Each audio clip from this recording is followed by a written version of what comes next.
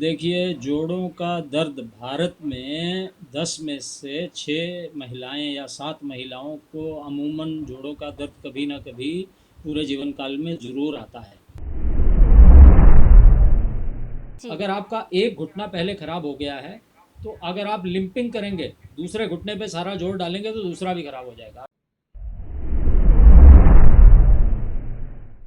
कुछ नहीं खाता हूँ और चाय 10 कप पी रहे हैं दिन के, तो 10 कप चाय होगी। जी।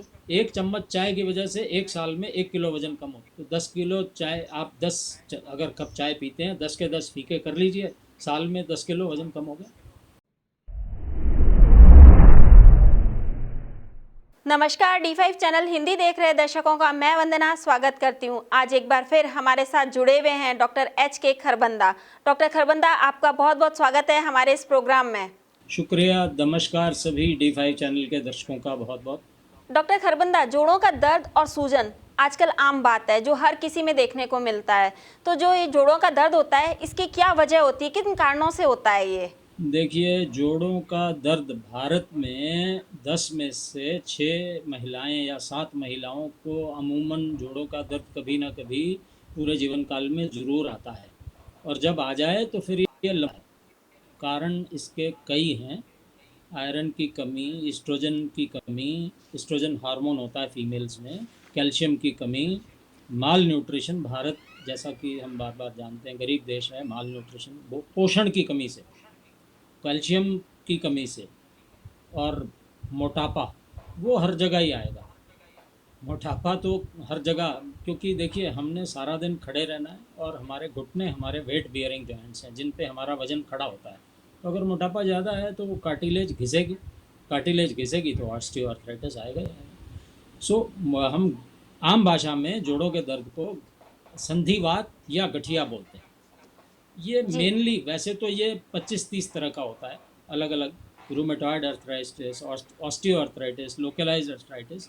लेकिन आम तौर पे हम इसको एज के हिसाब से, एक ऑटो इम्यून डिसऑर्डर है जिसे हम रूमेटॉइड अर्थराइटिस कहते हैं, आम वात, जिसे हम आम आयुर्वेद की भाषा में आम वात कहते हैं, कि आप जी। आम खराब हो जाना, उसको आम वात कहते हैं। रूमेटॉइड अर्थराइटिस ये यंगर जनरेशन में देखा जाता है, 20 से 40 के बीच में, यंग लड़कियों को या यंग स्पेशली वुमेन को ज़्यादा होता है।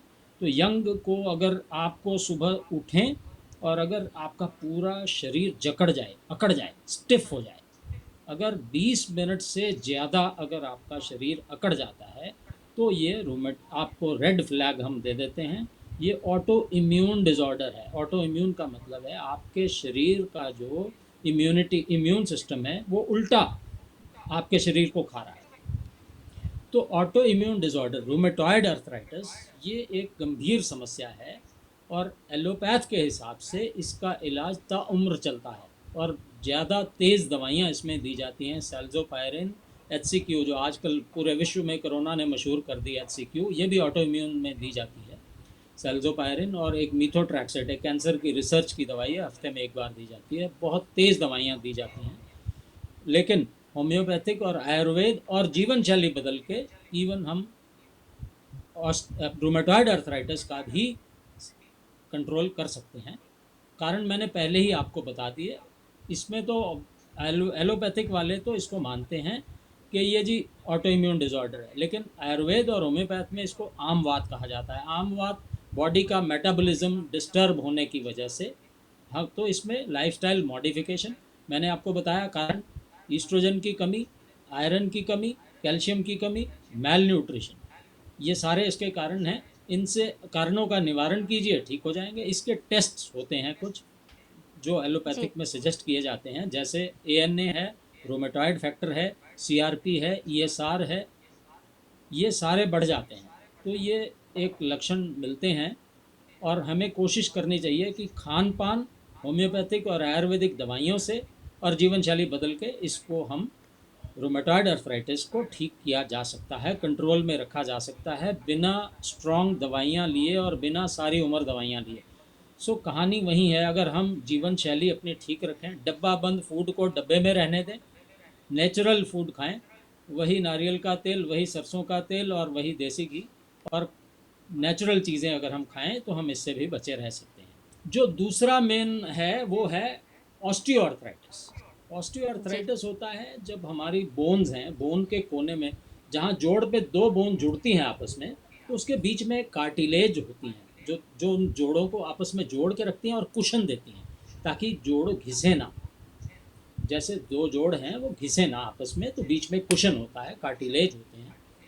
तो वो कार्टिलेज धीरे धीरे गलत इस्तेमाल की वजह से और ज़्यादा इस्तेमाल की वजह से वो घिस जाता है। जब घिस जाता है तो आपस में जोड़ ये टकराने लगते हैं। तो जब टकराते हैं तो वहाँ गंभीर सूजन, इन्फ्लेमेशन होती है। इन्फ्लेमेशन मीन्स सूजन, दर्द, दबाने से ज़्यादा दर्द, वहाँ गर्म, बाकी शरीर से हिस्सा गर्म, और लॉस ऑफ फंक्शन, जो वो काम कर सकता है उसकी मूवमेंट रिस्ट्रिक्ट हो जाएगी। तो आप घुटने को इतना ही मोड़ पाएंगे, इससे ज़्यादा नहीं मोड़, एक स्पेसिफिक एंगल पे आप चल नहीं पाएंगे। तो वो लोकल कारण आते हैं। तो उसमें कार्टिलेज को हम बचाएं। वो देखिए, एक बार कार्टिलेज डैमेज हो गई तो उसको रिपेयर करना बड़ा मुश्किल है। हालांकि एलोपैथिक में भी कुछ समय से कुछ ऐसी दवाइयाँ आई हैं जिनको हम कार्टिलेज रिपेयर की दवाइयाँ कहते हैं, लेकिन इसमें बचाव, जानकारी ही बचाव है। आप जी। गलत मूवमेंट पे ना चलें। अगर आपको घुटनों में दर्द शुरुआत है, देखिए भारत में इस वक्त टोटल नी रिप्लेसमेंट बहुत ज़्यादा हो रहा है, और किसी हद तक अगर आपकी घुटने बिल्कुल ही चलना ख़त्म हो गए हैं, एक ख़ास बात है, इसकी पहचान है अंदर वाली, घुटनों के अंदर वाली साइड से, जैसे ये घुटना है तो अंदर वाली जहाँ दोनों टांगें आपस में मिलती हैं, इस तरफ अगर दर्द है, जी। मीडियल साइड में हम इसको बोलते हैं, तो उमूमन आपकी कार्टिलेज घिस चुकी है और घुटना एक दूसरे से रगड़ खा रहा है। रगड़ खाएगा तो दर्द होगा। तो वहाँ टोटल नी रिप्लेसमेंट या आजकल पार्शियल नी रिप्लेसमेंट भी आ गई है, तो कुछ कुछ लेवल पे सर्जरी ही रिक्वायर्ड है। सो अगर यंगर एज हो तो हम सर्जरी एडवाइस कर देते हैं कि अभी बहुत उम्र पड़ी है, आप सर्जरी चेंज करवा लीजिए घुटना। लेकिन वो नौबत ना आने दें, तो उसके लिए हमें रेगुलर योगिक एक्सरसाइजेस, देखिए सूर्य नमस्कार सबसे बढ़िया एक्सरसाइज है, उसमें हर तरह की मूवमेंट है। आयुर्वेद में योगिक एक्सरसाइज जो बहुत पावरफुल हैं, अगर हम बचपन से योगिक एक्सरसाइज करते रहेंगे तो कभी हमारी आर्टिलेज खराब नहीं होगी, कभी हमें ऑस्टियोआर्थराइटिस आएगा ही नहीं। और कैल्शियम, अगर हम हरे पत्ते खूब खाएंगे, कैल्शियम पूरा मिलेगा, और नेचुरल धूप लेंगे, विटामिन डी मिलेगा जिससे कैल्शियम एब्जॉर्ब हो जाएगा। तो मतलब ही नहीं है हमें घुटनों का दर्द आए ना। देखिए, डॉक्टर का काम होता है लोगों को एजुकेट करना कि बीमारी आने ही ना दें। इलाज तो बाद जी। की बात है, हमारा काम है पहले बीमारी को रोकना। तो रोकने की जी। मैंने आपको सारी बात बता दी कि इन्वेस्टिगेशन जरूर कराएं। अगर हद से बाहर है, हमें पता है जॉइंट पूरी तरह डैमेज हो गया है, तो सर्जरी कराएं, कोई बात नहीं। लेकिन ये नौबत क्यों आए, अपना वजन क्यों बढ़ने दें। मैंने पहले भी कहा था 36 और 32 कमर, मेल में 36 और फीमेल में 32, उससे ज़्यादा बढ़ने ही दें। जितना सेंटीमीटर जी। में वजन आपका हाइट है 140 है, तो एक हटा दीजिए, 40 ±5 इतना वजन रखें। जो नेचुरल खाना पीना, जो भगवान ने जैसा दिया वैसा खाएं, खूब ज़्यादा फ्रूट खाएं, जी। खूब ज़्यादा फल खाएं, आपको बीमारी आने का अंदेशा ही नहीं है। ये जगह, हर जगह सच है। जी मैम। जब ये हो जाता है पेन, घुटनों में पेन होता है या गठिया का पेन जिसको आप कह रहे हैं, तो ऐसे में होम्योपैथिक या जो आयुर्वेदिक है इसमें इसके क्या इलाज हैं?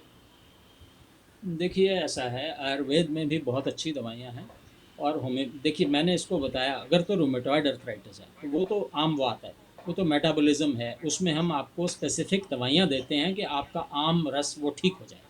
और साथ जी। में डाइट की मॉडिफिकेशन होती है, जैसे खट्टा बंद कर देते हैं उसमें। और हमारी होम्योपैथी में भी कुछ मदर टिंक्चर्स हैं, प्लस कॉन्स्टिट्यूशनल रेमेडीज़ हम देते हैं कि वो कॉन्स्टिट्यूशन ठीक हो जाए, और जो मैल एब्जॉर्प्शन है, जो मैल हमारा फंक्शंस ख़राब हो गए मेटाबॉलिज्म के, वो वापस लाइन पे आ जाएं, तो वो ठीक हो जाता है। बात आ गई, वो आसान है ट्रीट करना। लेकिन अगर आपका डैमेज हो चुका है, पूरी तरह डैमेज है, तो सर्जरी करानी पड़ेगी। अगर पार्शियल डैमेज है तो हम उसको लोकल कॉज आपका रोक लेंगे। अगर वजन ज़्यादा है तो आपको बताएंगे वजन ठीक कीजिए, कैल्शियम कम है तो कैल्शियम देंगे, न्यूट्रिशन कम है तो आपको बताएंगे पनीर रोज़ 50 ग्राम खाइए, जो भी ज़रूरत है वो खाइए। तो वो सारे परहेज देते हुए, आयरन कम है तो आयरन देंगे। ये सारी प्रिकॉशंस पर स्पेसिफिक कॉज को टारगेट करेंगे, और हमारे पास बहुत अच्छे tinctures plus pain killers homeopathy की और आयुर्वेद की पेन किलर्स हैं जो दें तो जी हम इस बीमारी को कंट्रोल रख सकते हैं। जैसे अब अगर घुटने हैं तो नी कैप बड़ा अच्छा सोल्यूशन है, और कुछ मैकेनाइज्ड नी कैप आ गए हैं जिसमें बाहर से लोहे का जॉइंट की सपोर्ट होती है। तो कई लोग सर्जरी नहीं करवा पाते, उनको हार्ट की प्रॉब्लम है या डायबिटीज़ है, वो फिट नहीं है सर्जरी के लिए, तो उनको ऐसी हेल्प भी ले लेनी चाहिए। या जी अगर आपका एक घुटना पहले खराब हो गया है तो अगर आप लिंपिंग करेंगे, दूसरे घुटने पे सारा जोर डालेंगे तो दूसरा भी खराब हो जाएगा। आप शर्माएं मत, एक स्टिक ले लें, वजन स्टिक पे डाल दें, जी तो आप एक घुटना बचाएं कम से कम। तो ये अगर हमारे पास वक्त रहते मरीज आ जाए, हमारे पास मरीज तब ना आए कि एक्सट्रीम पे पहुंच जाए। शुरुआत में अगर आप डॉक्टरी सलाह ले लेंगे तो आपको सही सलाह दे दी जाएगी, आपका इसका निवारण हो जाएगा। जी। जी, इसमें खास तौर पर क्या चीज़ नहीं खानी चाहिए? देखिए, बात खाने पीने की घूम फिर के वहीं आएगी। डिब्बा बंद सब चीज़ें बंद, मीठा बंद, मैदा बंद, मैदा चीनी चावल ये कम से कम खाने हैं। और आम बात है, आम बात में जो, यस, एक खास बात जो मिस कर गया मैं, यूरिक एसिड, ये बहुत बड़ा कारण है आजकल। जिसे देखिए उसे ही यूरिक एसिड, जिससे भी देखिए। और इसकी रेंज 7, अमूमन लेडीज़ में 7 मिल रही है आजकल और मेल में 9 मिल रही है। 10 में से 5 लोग, कम से कम 6 लोग को यूरिक एसिड हाई है। और यूरिक एसिड पहले होता था तो पैर के दाएं घुटने के साथ वाले जॉइंट में सूजन आती थी, लेकिन अब इतना ज़्यादा यूरिक एसिड है कि ऑलमोस्ट कई जॉइंट्स में जाकर डिपॉजिट हो जाता है। तो उसमें हम टमाटर, पालक, बैंगन बंद करते हैं जो यूरिक एसिड जिनमें अधिक मिलता है। साबुत दालें उनमें हम बंद करते हैं उन स्पेसिफिक केसेस में। और उसकी कुछ स्पेसिफिक दवाइयाँ हैं, जैसे अर्टिका यूरेंस है, कोलचिकम है होम्योपैथी में, वो दे के हम यूरिक एसिड को निकाल के और फिर किडनीज को नॉर्मलाइज करके तब उसका इलाज होता है। एक जी। पेशेंट अमूमन कितने टाइम में ठीक हो जाता है? एक पेशेंट जो आता है आपके पास में, जिसको कि शुरुआत हुई है, तो वो कितने टाइम में ठीक हो सकता है? देखिए वंदना जी, अगर शुरुआत में मरीज़ आ जाए तो 1 या 2 महीने में काफ़ी हद तक वो ठीक हो जाएगा, लेकिन हाँ, उसके बाद उन्हें हमारी गाइडेंस के अकॉर्डिंगली अपनी लाइफ चलानी पड़ेगी और 6 महीने, साल दवाई खानी पड़ेगी, और 2 महीने बाद वो ऑलमोस्ट नॉर्मल हो जाता है, और 1 साल दवाई खा के फिर वो अगले 10, 15, 20 साल बिल्कुल फिट रहेगा। जी। किस समय पर डॉक्टर के पास जाकर दिखाना चाहिए? कैसा देखिए अगर महसूस हो? आपको, हाँ, देखिए जब आपको पाँचों साइन, इन कहीं भी किसी भी ऑर्गन में इन्फ्लेमेशन हो तो पाँचों साइन आ जाते हैं। रेडनेस, वो एरिया थोड़ा सा गर्म हो जाएगा, लाल हो जाएगा, सूज जाएगा, उसको दबाने से दर्द होगी और वो अपना पूरा मूवमेंट नहीं कर पाएगा, उसका मूवमेंट का जी एंगल कम हो जाएगा। अगर ये पाँचों सिम्टम्स आ जाएं तो इसका मतलब आपको जोड़ों में दर्द शुरू हो चुका है, स्टिफ हो जाए। ये पांचों सिम्टम्स अगर आ जाते हैं, या पूरी बॉडी 20 मिनट से ज़्यादा, या इंडिविजुअल एक जॉइंट, तो आपको डॉक्टर के पास जाना है। जाते जाते आप दर्शकों को क्या संदेश देना चाहेंगे? देखिए संदेश एक है, एक तो जो हम कहते हैं कुदरत के नज़दीक रहिए। जो भगवान ने जो चीज़ें हमें दी वो नेचुरल चीज़ों में खाइए, डिब्बा बंद भोजन से दूर रहें। रिफाइंड, देखिए भगवान ने हमें लाल खाने दिए थे, सारा ग्रेन, चावल भी लाल थे, गेहूँ भी लाल थी, सब लाल था, हमने सब पॉलिश कर करके रिफाइन कर करके वाइट कर लिया, ऑयल भी रिफाइंड। जी तो सारी रिफाइंड चीज़ों को दूर कर दीजिए, सारी नेचुरल चीज़ों पे आ जाइए, और सारे ग्रेन खाइए, बाजरा, रागी, ज्वार सब मिक्स हम खाएं। हमारा स्टेपल फूड है जो डिफरेंट मिलेट्स होने चाहिए, डिफरेंट ग्रेन्स होने चाहिए, ताकि हर तरह के हमें अमीनो एसिड्स मिलें, हर तरह के मिनरल्स मिलें, हर तरह के प्रोटीन, हर तरह का फैट, हर तरह का कार्ब मिलें। तो हम बैलेंस डाइट खाएं, तो हम बैलेंस डाइट में मेजर 2/3 पार्ट हरी सब्जियां और फ्रूट हो तो हम बचे रहेंगे कोई बीमारी, और वज़न ना बढ़ने दें, ये कॉशन है। अगर वज़न बढ़ेगा फिर बीमारी नहीं रुकेगी, फिर सब आएंगे, फिर एक एक करके आप बुला रहे हो वज़न बढ़ाने। और ये कोई एक्सक्यूज़ नहीं है कि मेरा डॉक्टर साहब मैं तो कुछ खाता ही नहीं हूँ जी, मेरा वज़न बढ़ जाता है। कुछ नहीं खाता हूँ और चाय 10 कप पी रहे हैं दिन के, तो 10 कप चाय होगी। जी एक चम्मच चाय की वजह से एक साल में 1 किलो वज़न कम हो, तो 10 किलो चाय, आप 10 अगर कप चाय पीते हैं, 10 के 10 फीके कर लीजिए, साल में 10 किलो वज़न कम हो गया। तो खान पान का ध्यान, और वियर टीयर से बचें, बहुत ज़्यादा वियर टीयर ना करें, तो हम बड़े आराम से जोड़ों के दर्द को कंट्रोल रख सकते हैं। हाँ, एक्सट्रीम केसेस में सर्जरी ही उपाय है, टोटल नी रिप्लेसमेंट या पार्शियल नी रिप्लेसमेंट वो करवाएं। डॉक्टर खरबंदा, हमारे साथ जुड़ने के लिए बहुत बहुत धन्यवाद आपका। बहुत बहुत शुक्रिया सभी दर्शकों का। अगले एपिसोड में आपसे फिर मुलाकात होगी, तब तक के लिए नमस्कार।